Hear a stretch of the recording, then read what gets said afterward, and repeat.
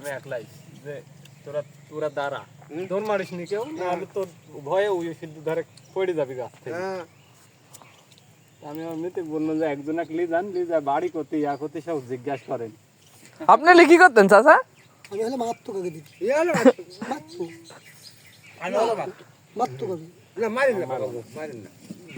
তারপরে ঘটনা শুনো একটা শুনো আমার মতন লোক হয় পরে বলবা একটু ঠান্ডা মাথায় থাকলে আমি আগে ফসল কেটে বেড়াতুক মাঠে সত্যি কথা শুনলাম একজনের ভয়ে ধান কেটেছি 2-5 তোকে ধান কেটে আমাকে বলছে সবা ঘাস দিয়ে ধান দিয়ে আমাকে বলছে ও যে এই ধান বাস দিনে এই ঘাস গেলাম অর্ধেক ধান অর্ধেক ঘাস আমাকে বলছে তুই যা কাইতেছিস আর কাটিস না সেদিন আমার একটা শিক্ষা হয়েছে কিরে আবার কি আমি পাত্তা ক্ষতি করিনি ওদেরকে ফসল বললে ওরা ক্ষতি করবে না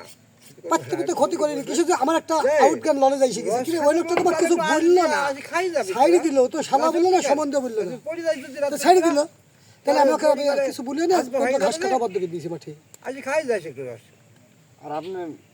বন্ধ করে দেওয়া উচিত কি খেলে জানেন আপনার মতো লোকের 5 বিঘে 10 বিঘে আবাদ করেন। আমি ক্ষতি করিনি আমি বিদেশ থেকে আইসি সেটি মানুষের একটু জিনিস আমি হাত দেবো না আগে ভালো না রে বাবা ভালো না ভালো না না